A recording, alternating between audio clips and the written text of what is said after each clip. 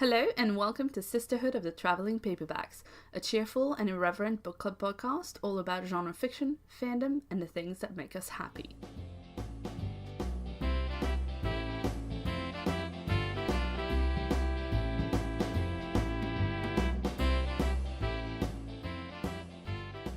Welcome, everybody, back to another episode of Sisterhood of the Traveling Pod. Oh my God, Sisterhood of the Traveling Paperbacks. I already hate my life. Nice. Today on our episode, we will, of course, be talking about what we're currently reading and then talking about the book of the fortnight, which is Certain Dark Things by Silvia Moreno-Garcia, and then moving on to what is coming up in the future. My name is Chelsea. I'm Claire. And I'm Kay. All right, and let's see. I guess I will start off with what I am currently reading. I am currently, since I literally just finished the book for this podcast. Same. Because I'm a super professional podcast participant. I am actually getting ready to start a couple of things. So I'm getting ready to start Pretty Face by Lucy Parker. Yay. Which, Kay has recommended, and I have read her first book, Act Like It, and I really enjoyed it. And I need, this book was a little dark, so I'm looking to kind of lighten it up a little bit with some romance. Yeah, a little bit of fluff in there.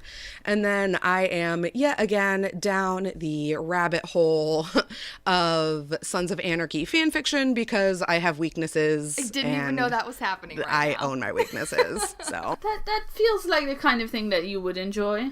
Yeah, I'm just, people who know me are generally not surprised that in a super homoerotic show about dudes on motorcycles, I just decided they didn't need to have sex with any ladies and should definitely just have sex with each other instead. Well, there you go. And it's just the best. It's the best. I'm feeling very, because I am doing everything I can in, the actual political spheres to, wreck difference, and it's still, I'm like, oh, I can't do anything about it. I'm just like, what can I do in my own mind that would really piss off the GOP the most? And I feel like the Sons of Anarchy rabbit hole is just, where that's gonna hang out. So it's also some inner rebellion going on. Sure.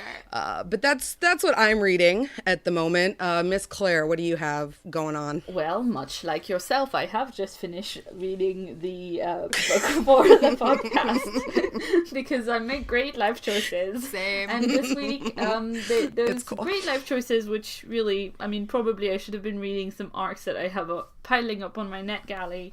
But instead I have been reading a lot of Les Miserables fanfiction, and also I have started actually reading Les Miserables, which I have not actually read more than a few extracts of it for school a very, very long time ago. So that's a big one, Claire. Yeah, I have it on my Kindle. That's a big it's in the public domain, so it's nice. It was free. I put it on my Kindle in French because I'm French, and so I thought, it makes no sense to read a translation. So I started it. It opens with this, epigraph, which is a quote about how this book will always be relevant so long as there will be injustice in the world. And the quote is 2 pages long, and it's a single sentence. And yes, I think that sets me up about right for the entire book, which is, in fact, enormous. And that it's makes huge. me quite happy. But yeah, I haven't bought an actual copy of that because I know my mother has a very beautiful leather-bound copy in many, many volumes that belonged to my grandfather back in the day. Oh, that's cool. And yes, I'm, I think I might buy a copy in English, but that one is the copy in French that I will have one day. So that's very cool. What about you, Miss Kay? What are you reading? I'm temporarily distracted by someone who just got a hole-in-one right outside my window. Sorry, there's people jumping and shouting. My house is right on. I live on a golf course. I'm subletting, so I get a really good deal from a relative because it's Phoenix. No one wants to live here in the summer. And I'm right on the tee box of a par 3. So every once in a while there's just people screaming outside my window because they got a hole-in-one, which I don't blame them for being excited, but it's always hilarious. That's cool. Anyway, things that I'm reading right now. I just finished rereading Hard Knocks by Ruby Lang, which is this adorable romance between a neurologist and a hockey player. and she's like obsessed with concussions, and her dad has like post-concussive syndrome because he was a boxer when he was a young man, and like he is like having health difficulties. So like it's very fraught and great. Because I was looking for some hockey romances to put together for a book riot piece. So I reread that, and then I realized the sequel was coming out. So I also just finished reading an arc of Clean Breaks by Ruby Lang, which is also really cute. And then I also literally, like, 20 minutes before we started recording in the car, finished the audiobook, finally, of Abaddon's Gate, which is the third book of Men Fail at Everything, a space opera. Yeah, man, you are chugging along through that. Yeah. So, like, those books are always super long. Like, this one, if it wasn't doing the audiobook, it's like 530-something pages. And I feel like the pacing on them is very strange. Like, people feel free to argue with me on this, but I feel like the first quarter of them's always really slow, and then it's breakneck for, like, 300-odd pages. I don't know why you would do that. Like, it's fine. But I always go into it being like, why is this so slow? And then I'm like, my heart is beating like so fast for the rest of it. I don't know. I liked it, but I didn't quite like it as much as the second one. Okay. And there are 4 books or 5 out in that series? I think the 6th one just came out last Did it? fall. Okay. I knew there was a bunch of them. I'm probably wrong. Renee is gonna like mock me mercilessly for not knowing this. It's fine. Renee is like screaming at us in her car right now, being like, "No!" The second series of the TV adaptation just started though, and it's like all of my favorite lady characters from the second book are like showing up now, so I'm really excited about that. Everyone watch The Expanse. Speaking of TV, and especially good overlap with today's book, I started watching Santa Clarita Diet on Netflix. How is that? With Drew Barrymore That's and Timothy Olyphant. It's so good. I do love her. It's hilarious. Like, I love Drew Barrymore. And zombies. Yes, and like I love, like, I'm okay on zombies, but Timothy Olyphant as her husband fucking makes that entire show for me. Is it zombies or cannibals? Or kind of both, or I don't... It's zombies. Okay. Like, you learn in the first episode that, like, you don't know how or why, but, like, in the first episode, you learn that, like, she's definitely undead. Okay. Like, she is a zombie. So, like, you know, there's...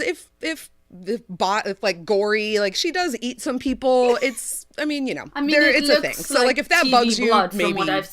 From what I've seen in, like, the trailers and whatever, it doesn't really look gross in a way that, you know, I don't know, Hannibal, for instance, was made to look like very beautifully gross.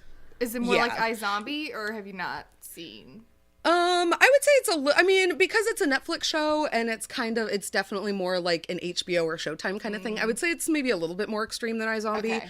I mean, I would say it's a realistic amount of blood for eating someone. Like, it's not like comically like gross, but it is definitely like it happens on screen. So, you know, it's not enough. Like, you could easily just like close your eyes and like take a bathroom break and come back and it'd be fine.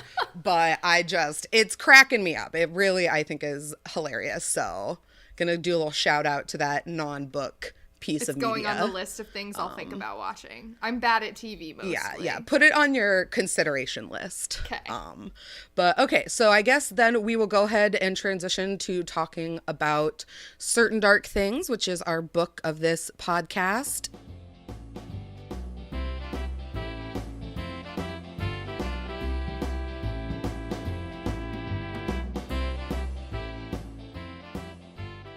Claire, do you want to do a little plot recap for us? Right, so this was my pick, and I picked it because I read Silvia Moreno-Garcia's other novel, her debut novel, Signal to Noise, and I really, really loved that book. So I thought, you know, Certain Dark Things, why not? It is a vampire book, and it is quite a dark and gritty vampire book. It's not, you know... It's not nice, sweet vampires. We follow the story. Well, we follow a lot of different characters, but our main kind of point of view character who introduces us to the whole world is a kid called Domingo, who is a garbage collector. And he meets this beautiful girl in the subway, and immediately he's intrigued.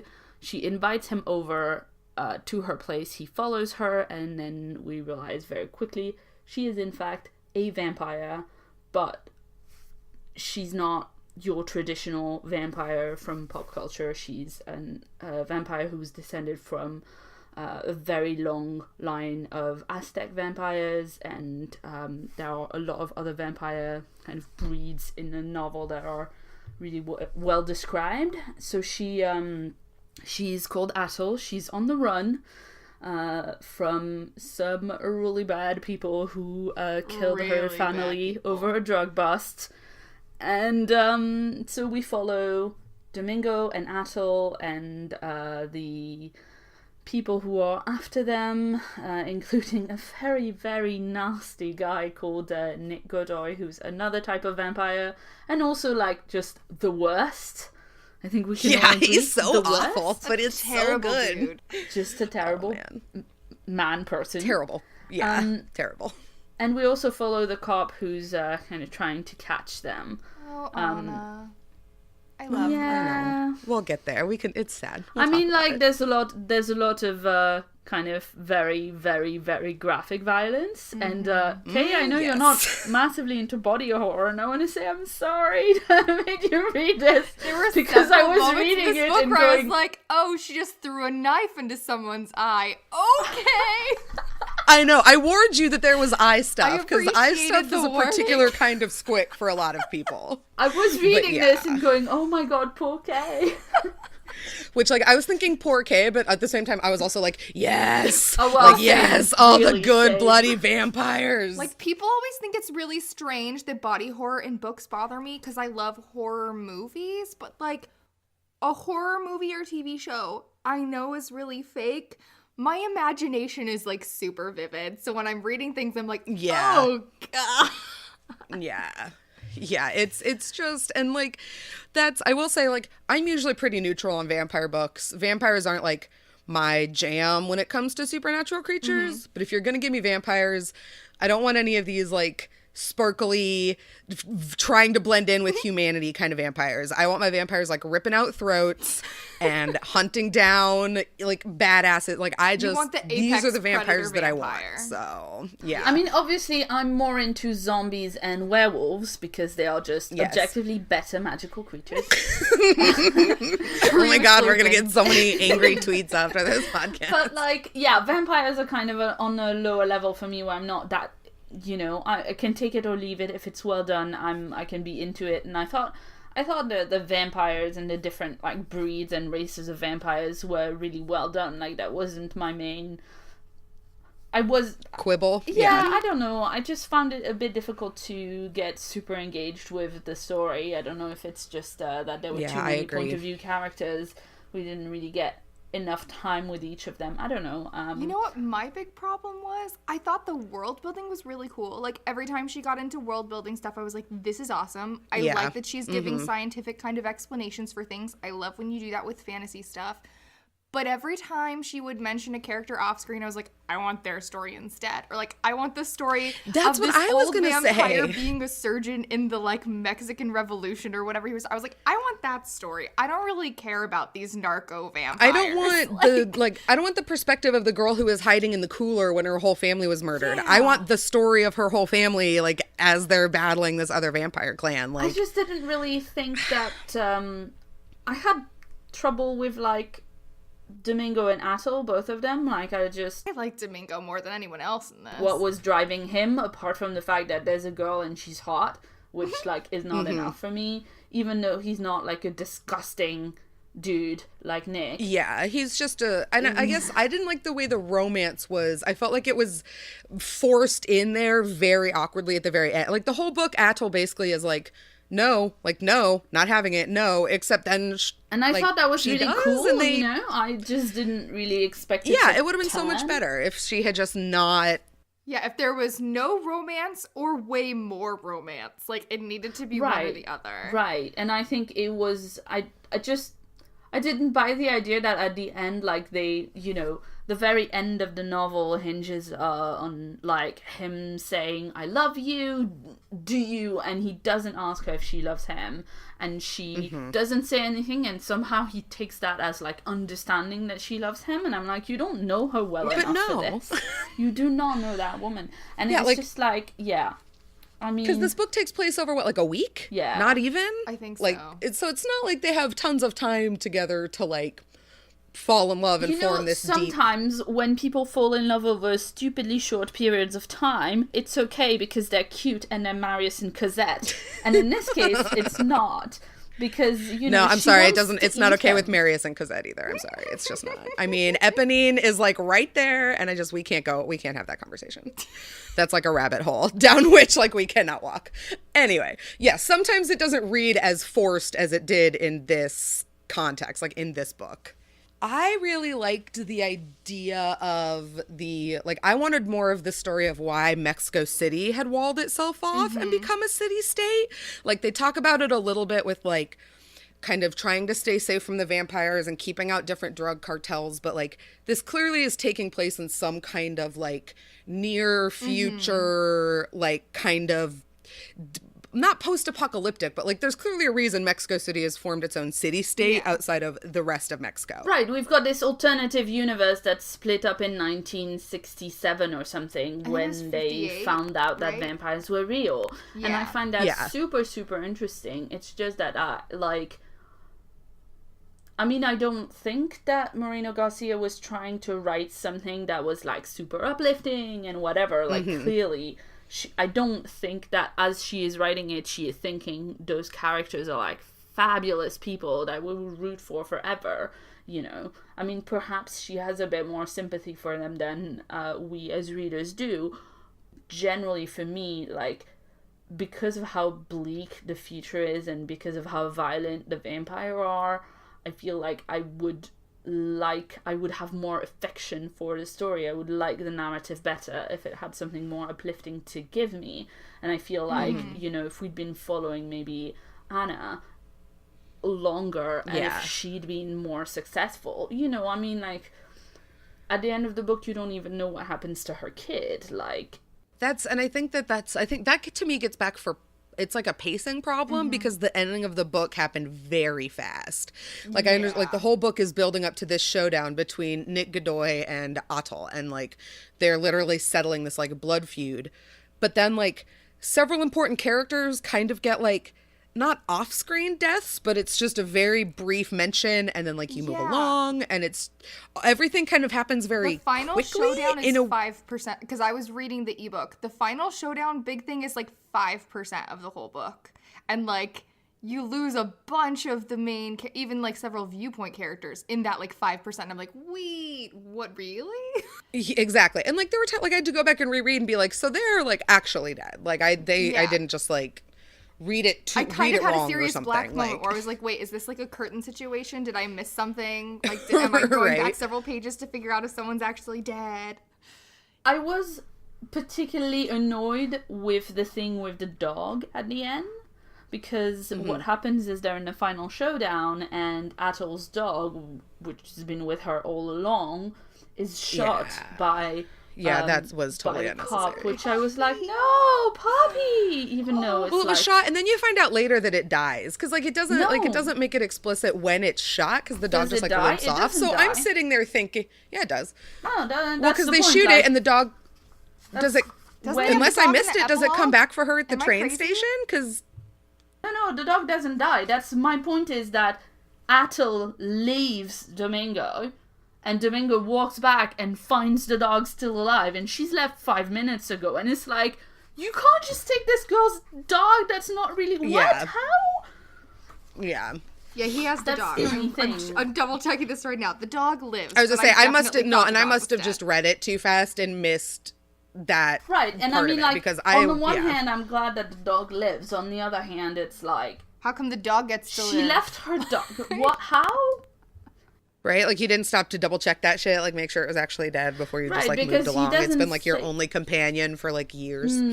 Domingo doesn't say to her, the dog is dead. He says to her, the cop lady shot him, which is accurate. And then she just, like, assumes. Yeah. Although, I will say, I did like Nick Godoy. I will throw that out there. What? I really liked not liking Nick Godoy. I thought he was one of the better characters we got. Yeah, the love-hate for... I mean, I thought he made a lot of sense as a character, and you can imagine... He felt very realistic, So he's and he was like such a good villain. yeah. I love a good villain. I mean, he's like one of those Umbridge type characters, right? Like, he's just irredeemable. And it's just lovely to, you know, just see him get his comeuppance. Well, and it's nice because, like, not only is he an awful, just because he's, like, a bloodthirsty, ruthless vampire, but he's also got, like, that spoiled rich boy syndrome going on, where he just, like, wants literally everything his way, and if he doesn't, he literally, like, calls his dad and throws a tantrum until he gets things to be his way. So it's, like, two different kinds of really fucking awful in, like, the same. The two main vampires we see most of the book are, like, it's very clear how young they are, not just for, like, us, but even as vampires, they're super young. Yeah, and I think if we didn't have Nick as a villain, and if we didn't have Nick as a villain also being as young as Atul, like, she would seem a lot worse, because she is very spoiled, but at the same time, like, she is shown to care about things like, you know, well, I don't want to murder people, I don't want to kill humans for no reason because it's dishonorable, all that kind of thing. I mean, you know, there is a lot of, like, humans are Neanderthal and they're beneath me and they are nothing, I can just crush them, wahaha. But even as she thinks that, she's like, well, no, I can't just be, you know, she has some kind of restraint, which we're shown very clearly that he doesn't, and I think he's a great foil for her. I quite like the bit where we're told how they first met, and it's in a club, and he goes to talk to her, and she's like, no. And that's why he hates her, really. Like, the true reason behind him hating her. And I'm like, yeah, that feels realistic. I think, and I really like the way that both of them, because they're so, the background they come from is so wealthy, and Domingo is so not. Like, he literally lives in, like, the underground sewer tunnels and collects trash for a living. So they get into a lot of cool, like not outright discussions, but clearly implied differences in, like, class and the way that their backgrounds in terms of, like, class and socioeconomics, like, really influences the way that they see things and the way that they're interacting with the world. And that plays in too, because there's a lot of inner class stuff between the vampires. Like, we're given several different vampire races, and they all have, you know, their views of one another based on, you know, the unfair assumptions that beings make about other beings that are different from them. Right. I quite just like happens to be vampires. I quite like the kind of aristocracy versus rich, like, merchant families kind of vibe that you have going on between the Aztec vampires, whose name I'm not going to try and pronounce because that I'm terrible. But the vampire race that Atul is, and the Necros, which is what Nick Godoy is, where the Necros are the youngest vampire race, and Atul's family is descended from these Aztec vampires who were priestesses and goddesses and whatever. And so there's very much this, like, who are these, like, new rich people? Like, who do they think they are? We were so powerful so long ago. We were revered, blah, blah, blah. And there's a lot of, you know, stuff about the sanctity of the bond between the vampires and their human servants in that family. Which I like that they're called Renfields. Like, I like that they make that several straight out, like, homages to Dracula. I thought that was right, a nice little touch. But she doesn't like that term because it's like crass, and, you know, there's very much this, like, no, I'm actually better than you, not because I'm a vampire and you're a human, but because I'm a vampire and you're a, like, shitty vampire, basically. Yeah, basically. It's like old money versus new money. Yeah, it's that's like, my you know, point. we are Yeah. And so I quite like that, and I like, I don't know, I felt like the only way that it was even barely acceptable for me that there was this weird romance between Domingo and Atul was the, like, bond between a loyal human servant and a vampire. Yeah. Which, and I agree, but again, I think they probably could have done that without any romance at all, or they could have upped the romance from the beginning. It was, but is there anything that we didn't, like, was particularly like that we did not enjoy about the book? Nah, I quite like the graphic violence. Yeah, I was okay with how bloody it was. Kay did not enjoy the graphic violence. Which we probably all could have predicted. But it's whatever. Okay, well then, yeah. I mean, I didn't realize quite how graphic it was going to be when I recommended it. And it has like some down points. At least it's not like non-stop graphic violence and people being eaten.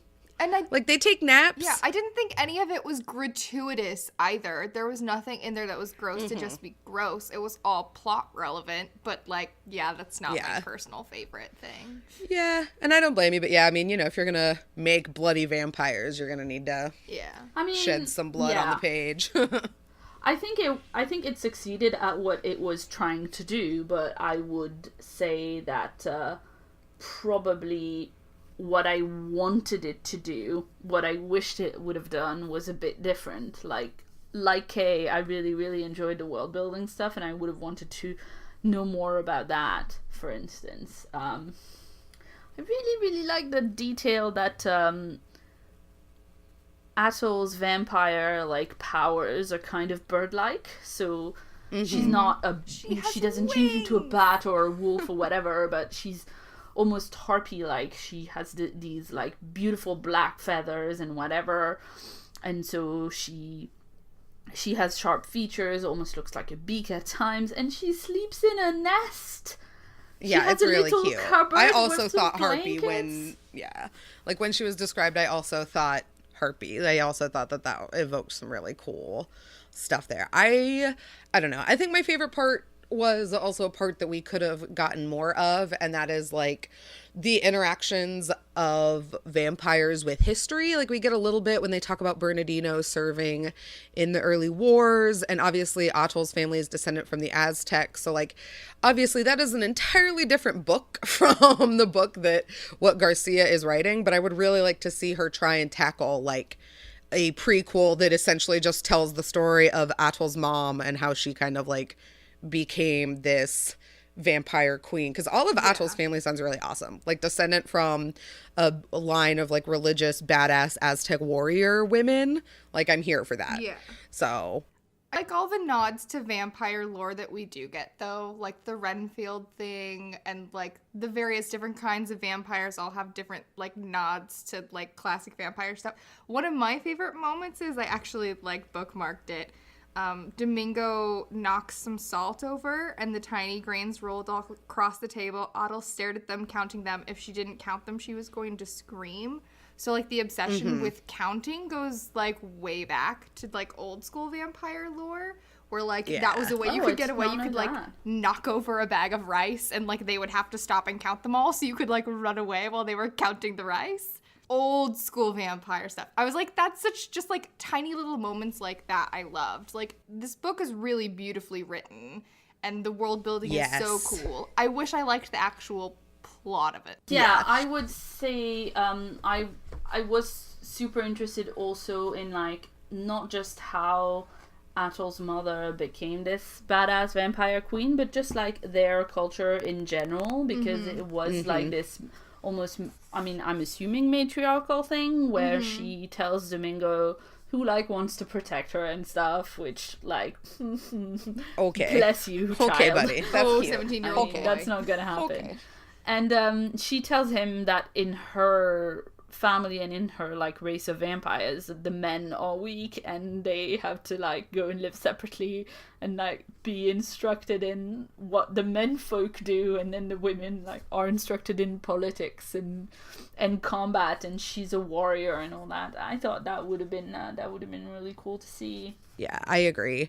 I think that because they talk about distinctions of power, which I also think is interesting in terms of Anna. Anna has a lot of really interesting insights into like the actual human world of gender politics and stuff. Like she works in the Mexican police department and she deals with a lot of bullshit because she's a woman, and like not only is she a woman in the police force, but she's a woman in the Mexican police force, which comes with like for her an extra level of like gendered bullshit to have to put up with. So I thought that was a really interesting, like seeing her and how she interacted with like men, and then seeing Atoll and how she interacted with Domingo, I thought was a cool like kind of counterpoint of one another.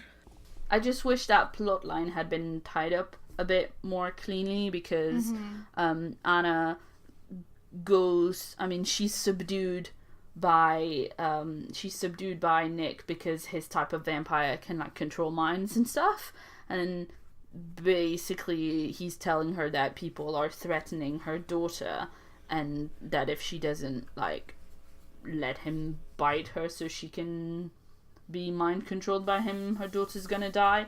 And then at the end, like, Anna dies in the field, and that's all you know. You don't know what's happened to her daughter. You don't know like if the you don't know if the you don't know anything. Gang that she double crossed under duress is going to like take revenge. I mean, it feels awkward that it's not mentioned, because so much of Anna's storyline has to do with her daughter wanting to provide a better life for her daughter and wanting to have a good relationship with her daughter. And like we see her daughter a couple of times, so it feels and she like also it's thinks about an end her that didn't get wrapped up. She also thinks about her daughter obviously a lot, because she thinks about her daughter's safety, which is something you expect from any parent really. But she also thinks about her daughter because, as we said before, the vampires are so young, and so they look like her daughter's age, and she thinks about them in that context as well, which, you know, is interesting. Is interesting. I think that on the whole, my thing, having read both this one and Signal to Noise, I think that if vampires aren't your thing, then the writing style is very similar between the two. So I would definitely pick up Signal to Noise. Signal to Noise is a lot more like magical realism stuff, but it's also set in Mexico City, so there's a lot of similar like cultural things happening, but I preferred Signal to Noise. So if you're just not quite sold on vampires, definitely still check out Moreno-Garcia's works. I think she's got beautiful sentences. You guys have both anyone who hadn't. Yeah, I'm definitely going to read it, because her writing is beautiful, but this one was not as much for me. Right, and Signal to Noise only has the one point of view character in a dual timeline, so instead of having being divided into like 5 or 6 different points of view, which makes it a bit difficult to really dig into the characters, it's one woman as an adult and then her as a girl when she was in school, and although she's not like 100% likable, like she has flaws, she is still a character that makes a lot more sense as a character, I think, because we have more time to focus and on it's her. just definitely not as dark, I don't think, either. Like, obviously, since it's not about vampires, it's kind of a different tone and thing, but obviously the Signal to Noise is definitely lighter. I mean, not only in terms of like physical violence, but just in tone, it's not nearly as kind of grimdark, I think, as certain Dark Things got. I find it super interesting that Claire did not love the multiple points of view, because that was one of the things I liked the most about this. And I don't usually read things with a lot of points of view, because that's more of a fantasy thing, which again, I don't read a ton of fantasy, and it's like really more of a high fantasy thing, which I almost never read, which I liked that there were lots of points of view in this, because I would say it's kind of urban fantasy, borderline-ish. And you almost never get multiple POVs in urban fantasy. It's almost always like first person, one narrator. And I love multiple POVs, and I read more fantasy than Kay does, including high fantasy, and I love a good multiple point of view when like it's well done. And I don't think that it's badly done. I just think there's not enough time. You know, the thing about those multiple point of view epic fantasy books is that they're like twice as long as this. And this wasn't like a short novel. It was like, you know, normal length, like 300 pages, right? But 320 something, Yeah, but that's not a ton of time if you're going to set up 3 or 4 different relatable.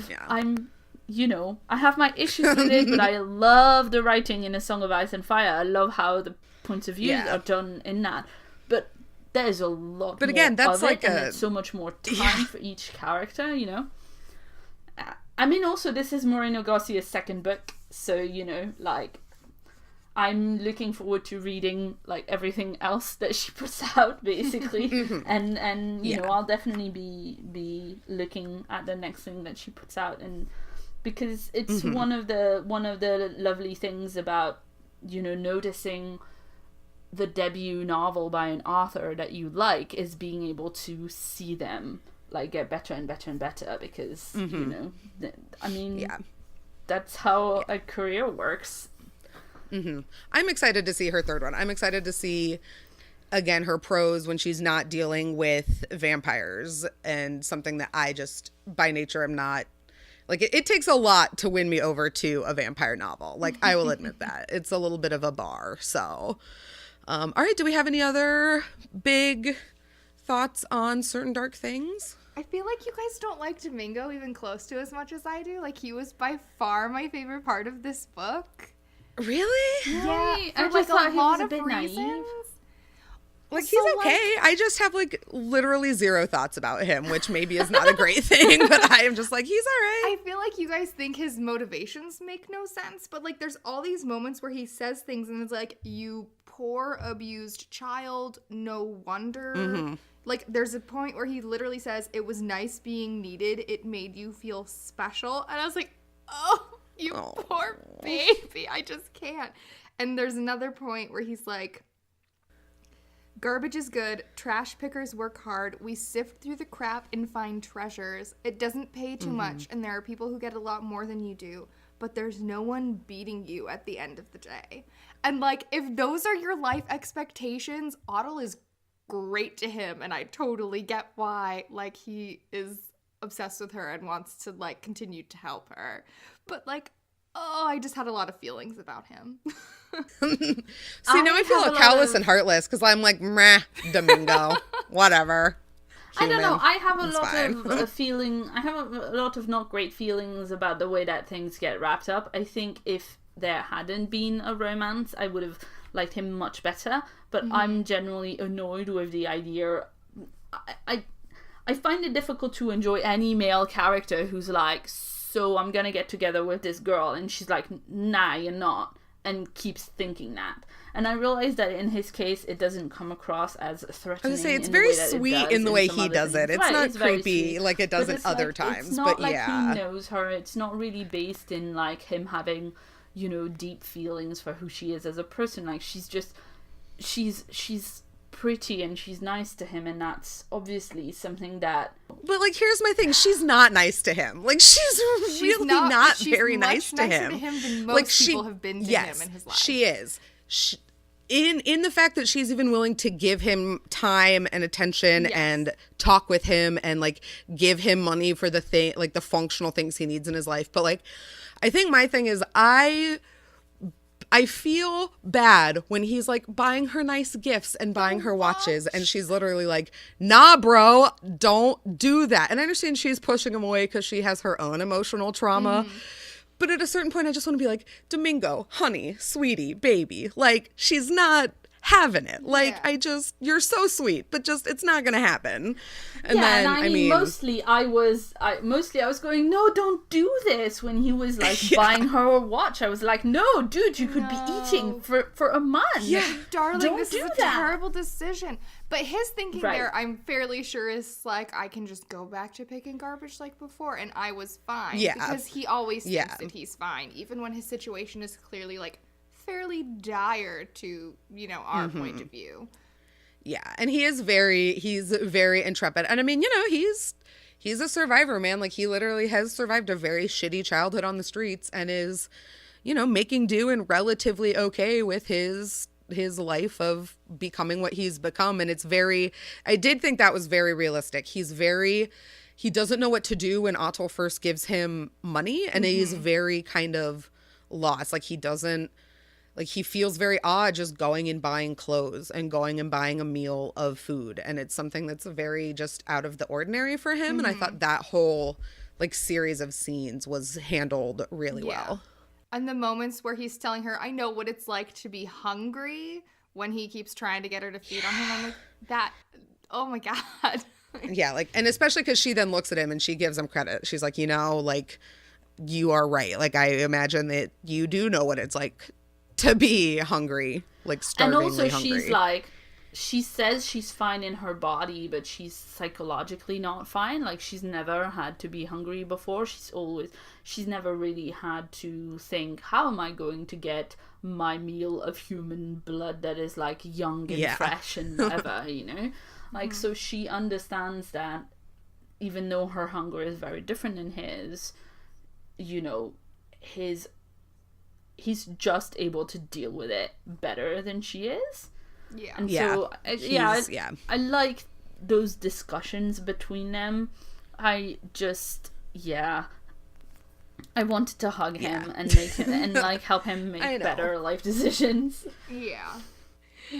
But, and I mean, I don't know. It's at the end, there are ways that it's handled where she tries, like, she pushes him away and she leaves him for the betterment of his life so as not to, you know, involve him in all of her vampire struggles going forward. But it still is just like, nothing works out for Domingo, man. Like, I mean, okay, but at the end of the book, he ends up with a private bank account, and he ends up with like money. Like, he ends up with money and also a dog that the gangs of the city know belong to her and are after her, right? And that dog is not going to is not going to be inconspicuous, right? And he also ends up having killed someone for her, you know? And it's like, well, it's not like he didn't have a lot of trauma already. You can just add it to the tab. It's like, poor guy. Poor Domingo. Yeah, I was just a bit... Like, the epilogue is him having a dream about her, and I was just like, could the epilogue not be, like, him being settled and happy, please? Right, we can't get, like, one little glimmer of sunshine. Like, you know, couldn't the epilogue be, like, he's moved to the countryside and has a small vegetable garden? I mean, that would have been nice. We'll just have to write the fic, okay? Like, there we go. We'll just have to write some fic out there. Where he's got a vegetable garden and a dog. Oh, man. A dog that is known to the narco gangs of Mexico. Yeah. Totally chill future lifestyle.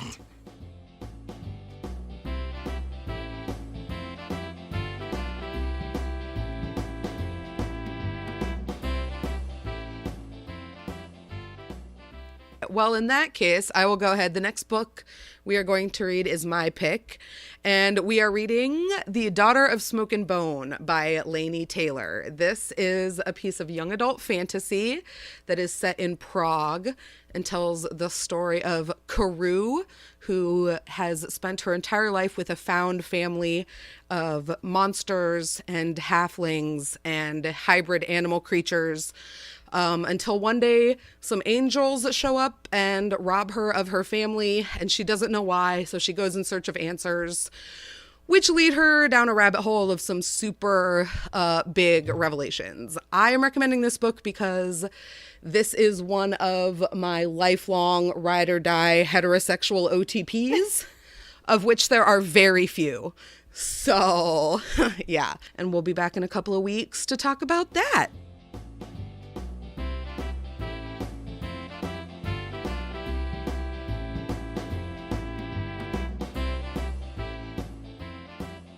Otherwise, what does everyone have going forward on the docket? Anybody have big stuff? I did some recording last weekend as we're recording this podcast.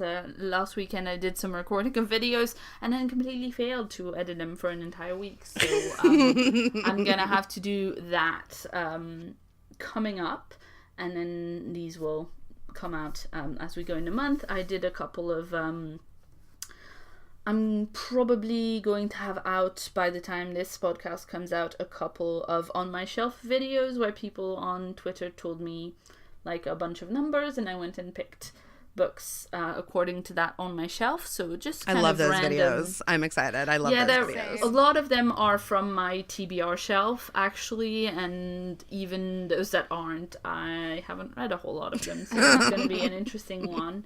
But it's a really nice mix, the one that the books that ended up on that list, and and I still have a whole like bunch of stuff that I do want to record, but it's you know, it's always difficult to find the time, so can be stuff on the YouTube channel as ever.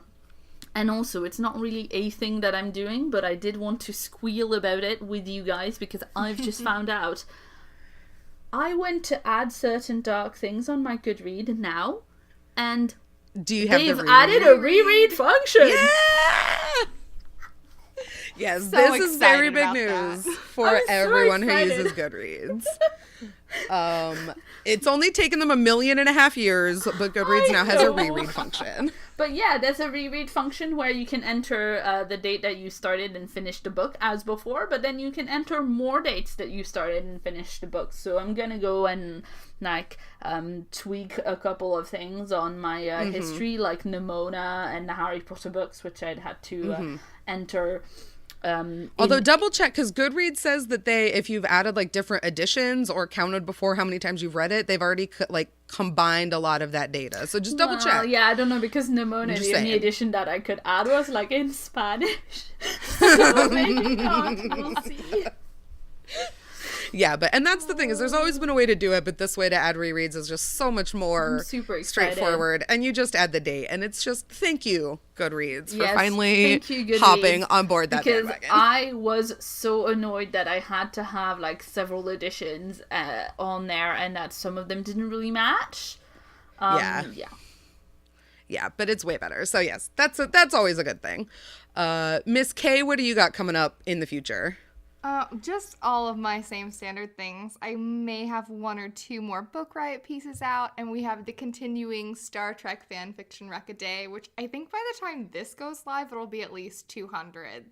So that's a lot of Star probably Trek more than that. You were like 180 something the other day when I saw it. You're getting up there. Getting up there. You're gonna do a whole year of Star Trek fic recs, and it's gonna be like the project of your life. I hope it's not a whole year, because that means I hope it's not either, but you're like halfway there, so it's already been like 6 months. Because if you're just now tuning into this project, people, I'm just doing it until the new Star Trek show premieres. So if it's a whole year, that means it's gotten pushed like 8 months from its original I was going to say, which really it was technically supposed to already be out, but you know, we're going to keep going strong. Fingers crossed. All right. Fingers crossed. But yeah, that will of course be linked in the show notes. There's tons of good, all different kinds of ships and AUs and all different kinds of stuff in that rec list. Otherwise, I guess my big thing is by the time this goes up, I should just be getting ready to, or just have launched my new Etsy store. Yay! So that'll be super exciting. It's called Fandemonium Fibers, and we are doing all kinds of fanish and geek related knits. I will have dragon scale fingerless gloves, and I'll have mug cozies for everything from Les Mis to Gay Pride to Harry Potter, and just all kinds of fun stuff. So if the shop itself is not out, the Instagram will definitely be full of preview shots. So any links I have will of course be down in the show notes. So if you have some spare dollars and are looking for yarn based craft gifts, super then give it a look. Yeah, I'm really excited. But that'll pretty much be it for me. That's pretty much sucking up the entirety of my life right now. That's fair. Other than, like my actual job. But yeah, so I think that about wraps it up. We'll be back in a couple of weeks talking about Daughter of Smoke and Bone. Until next time, hit us up on all of our places you can get in touch with us at. And we'll talk to you guys in a little bit. Bye. Bye. Bye. You've been listening to Sisterhood of the Traveling Paperbacks, a podcast made by 3 online besties and all-around lady nerds. Channel art provided by Claire Russo. Music credits to Malt Shop Bot by Kevin MacLeod. You can get in touch with the Sisterhood at paperbackssisterhoodpodcast@gmail.com, at paperbackspod on Twitter, or at our website paperbacksisters.wordpress.com. You can reach Kay at @KTaylorRay on Twitter, Claire at @Claire Russo, and Chelsea at @An Outlaw Life. Additional credits, show notes, and transcripts will be available on our website. Thank you so much for listening. No paperbacks were harmed in the making of this program.